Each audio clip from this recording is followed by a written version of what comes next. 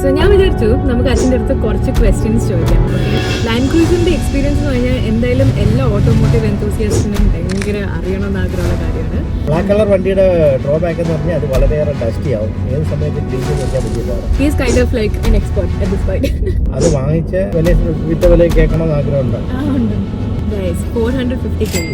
450k is very less. Reliable കാറല്ല, എപ്പോഴും break down വരും, മെയിൻ്റനൻസ് വരും. ഇത് ഡെസേർട്ട് ഡ്രൈവിന് ചെന്നപ്പോൾ അവിടെ 20 വണ്ടികൾ ഞാൻ എണ്ണിയപ്പോൾ 19 എണ്ണോ ലാൻഡ് ക്രൂസർ ആയിരുന്നു. ഓഫ് റോഡിന്റെ സാധ്യതകളൊന്നും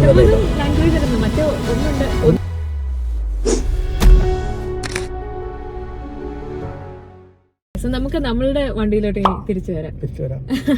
സോ അച്ഛന് എന്താ ഏറ്റവും ഇഷ്ടപ്പെട്ട സാധനം എന്താണ്? ഇത് കംഫർട്ട് ആയിരിക്കാം, ഹൈറ്റ് ആയിരിക്കാം, എന്തായാലും engine power is really good. ഇത് മെയിൻ ആയിട്ടുള്ള കാര്യം എന്ന് വെച്ചാൽ ഇതിന്റെ എഞ്ചിനും പിന്നെ ഇത് ആൾവേസ് 4 വീൽ ഡ്രൈവ് ആണ്. അത് ഗ്രിപ്പ്, അപ്പോൾ റോഡ് ഗ്രിപ്പ് നമുക്ക് ഊഹിക്കാവുന്നേ ഉള്ളൂ. പിന്നെ നമ്മൾ ഇവിടെ ഓവർ സ്പീഡിൻ്റെ ആവശ്യം ഉദിക്കുന്നില്ല. ഇവിടെ 2 രീതിയിലുള്ള റോഡുകളുണ്ട്. 80 കിലോമീറ്റർ ഹൈവേകൾ, 80 കിലോമീറ്റർ ഉണ്ട്, 120 ഉണ്ട്. ഇവ 120 പോയാൽ പോലും നമുക്ക് ഈ 4 വീൽ ഡ്രൈവിൽ വളരെയേറെ കംഫർട്ടബിളായിട്ട് ഫീൽ ചെയ്യും. ഗ്രിപ്പും റോഡ് ഗ്രിപ്പ് കാര്യങ്ങളൊക്കെ അതാണ് അതിൻ്റെ അകത്ത് ഏറ്റവും കൂടുതൽ. പിന്നെ അതുപോലെ തന്നെ കൂടുതൽ ബൾക്കി അല്ല എന്നുള്ളത് ഫീൽ ചെയ്യും പലപ്പോഴും. അമേരിക്ക വണ്ടി അപേക്ഷിച്ചൂടെ ഒതുക്കമുണ്ട്. അതെ അതെ അതെ അത് തന്നെ. പിന്നെ അതുപോലെ തന്നെ ഇച്ചിരി ഓൾഡ് ഫാഷൻഡ് ആണ്, അങ്ങനെ ഒരു കാര്യം കൂടിയുണ്ട്.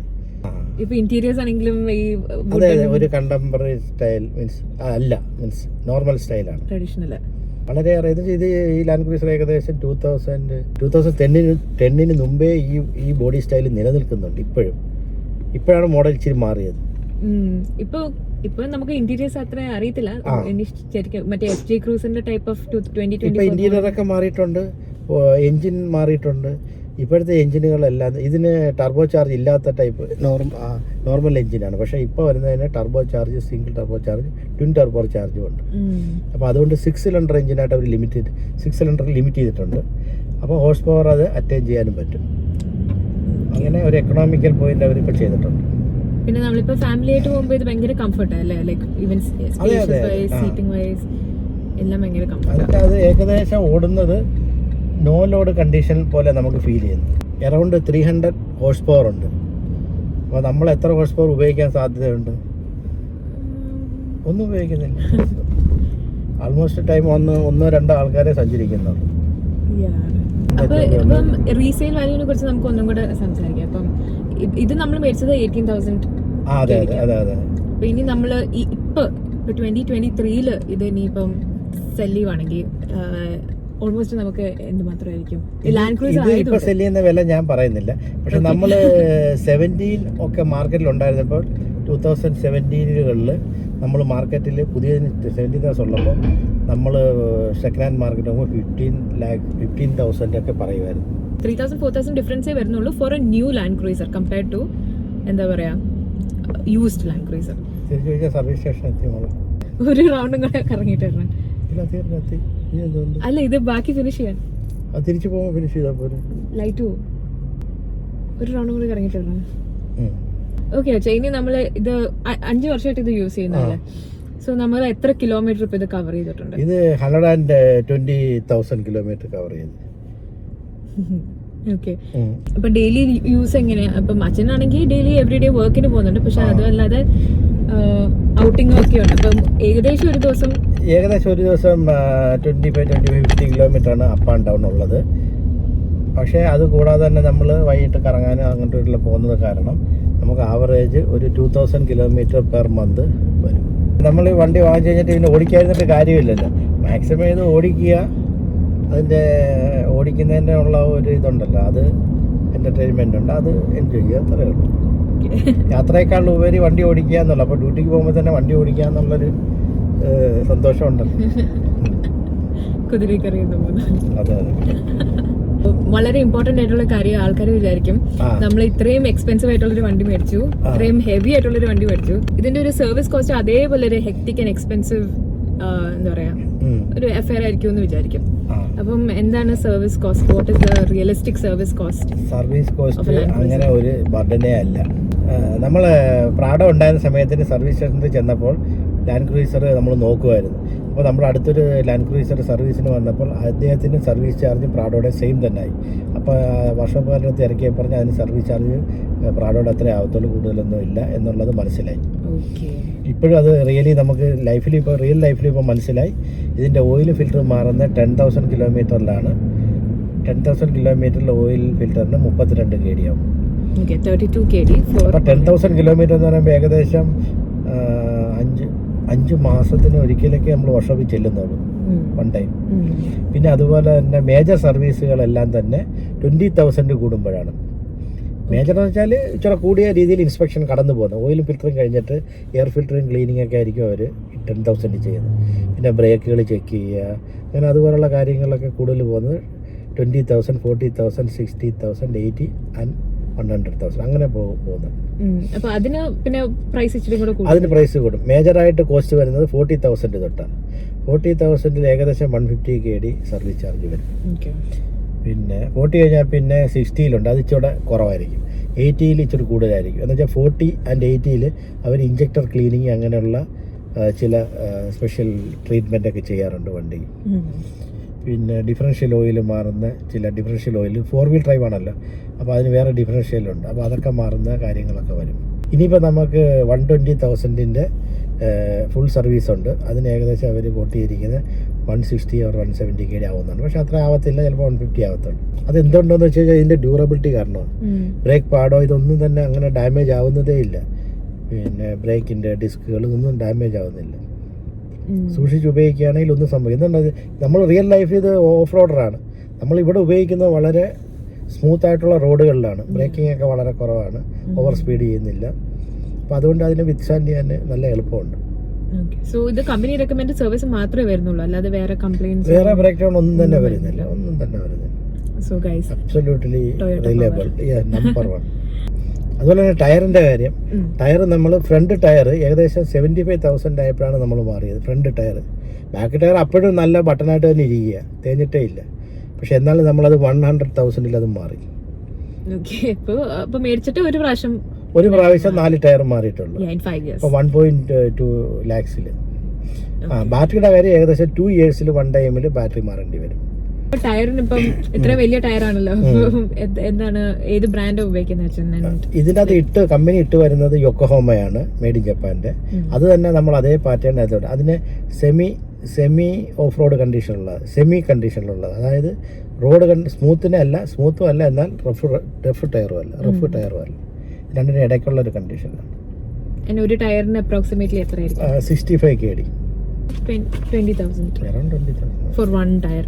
ഇവിടെ ടാക്സ് ഇല്ല എന്നുള്ളതാണ് നമുക്ക് ഇവിടെ ഉള്ള പ്ലസ് പോയിന്റ്. അതായത് നമ്മുടെ നാട്ടിലെ ഇതേ സെയിം സാധനത്തിന്റെ അപേക്ഷിച്ച് 1/4 പ്രൈസിലാണ് ഇവിടെ നമുക്ക് കിട്ടുന്നത്. അതും മെയ്ഡ് ഇൻ ജപ്പാനാണ്. 3 times പ്രൈസ് ഡിസ്കൗണ്ട് ആണെന്ന് കണക്കാക്കുക. അപ്പൊ നമുക്ക് നാട്ടിലൊരു ലാൻഡ് ക്രൂയിസർ മേടിക്കണമെന്ന് വിചാരിച്ചാൽ നമ്മൾ അപ്രോക്സിമേറ്റ്ലി 1,75,000 അങ്ങനെ 75 lakhs അങ്ങനെ ആവും.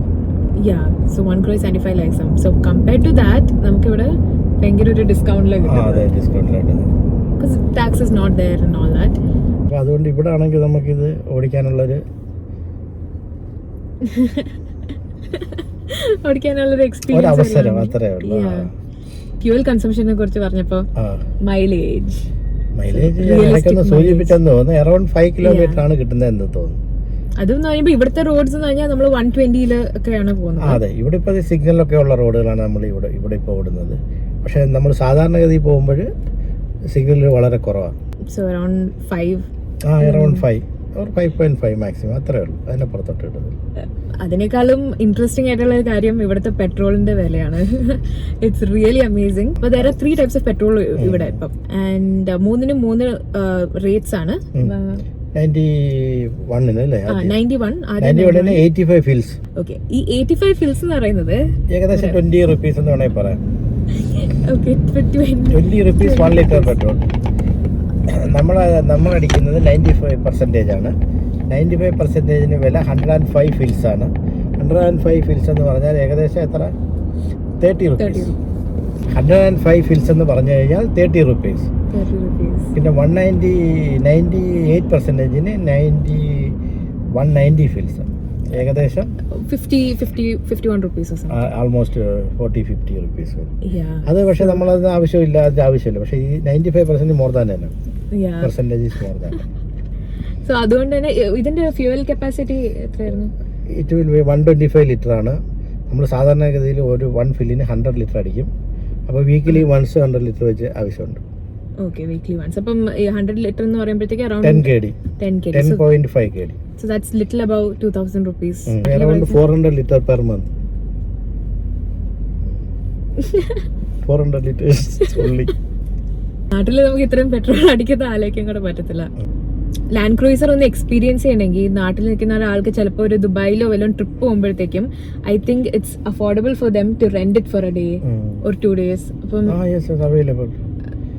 How much will it cost ഒരാൾക്കൊന്ന് ചുമ്മാ റെന്റ് എടുത്തുനിന്ന്? 30 to 50 kg.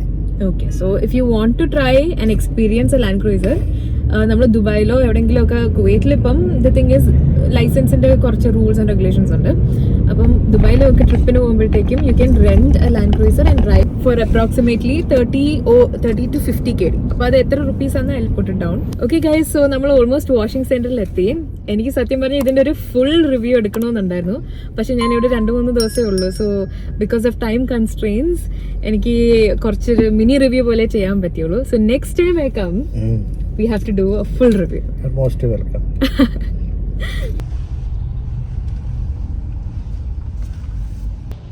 Guys, a defender is spotted.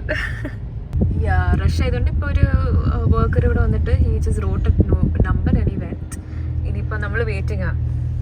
ഞാൻ ഇവിടുന്ന് ഒരു വെൻഡിങ് മെഷീൻ അവിടെ സ്പോട്ട് ചെയ്തിട്ടുണ്ട്. So I have A target.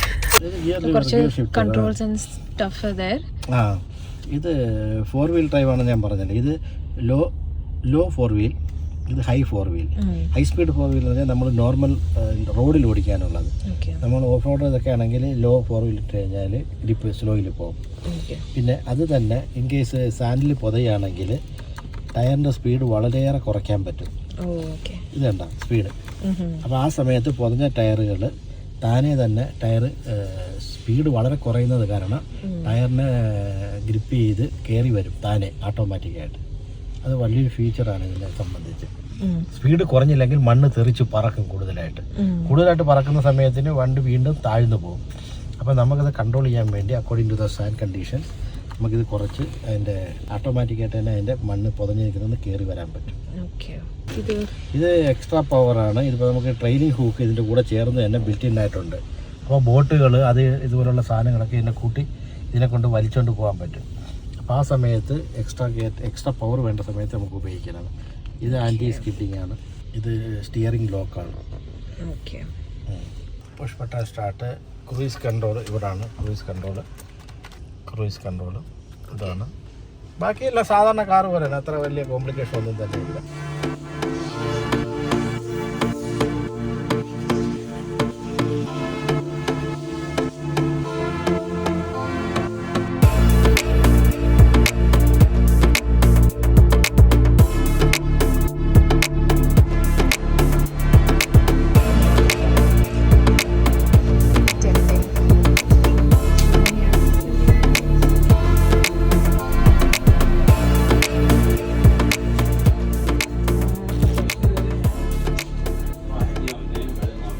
Guys, if you are curious, നമ്മളിവിടെ വന്നു. For the car wash it costed us 5 kg. So it's I think more than 1,000 rupees in India. Yeah, so just for your reference. Milk, coffee.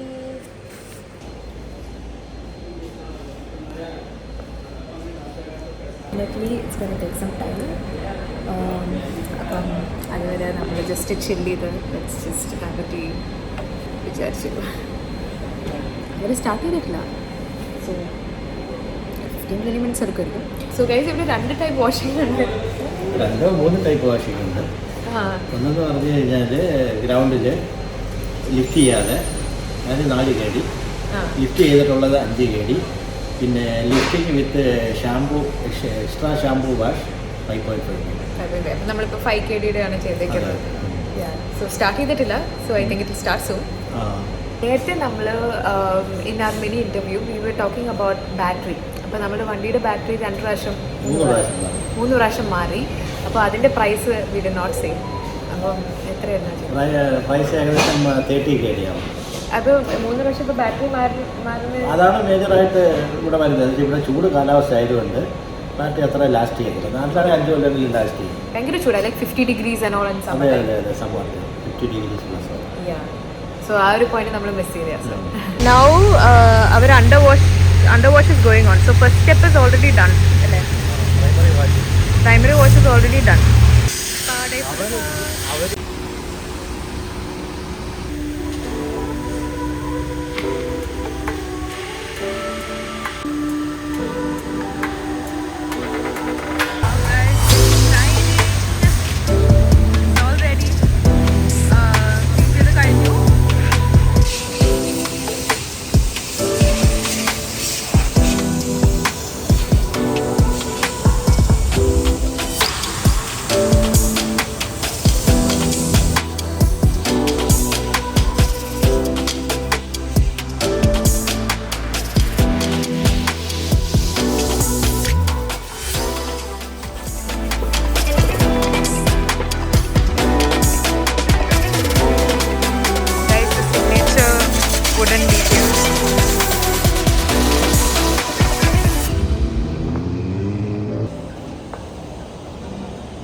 ഇവിടുത്തെ car washing തീർന്നു. It's looking brand new. So I think let's head home now. തീർന്നു വെച്ചാ? Okay.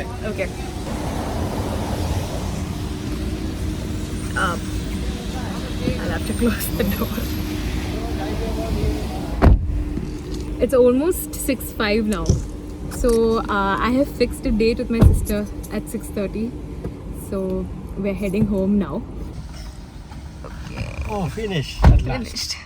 Car is looking really nice and brand new.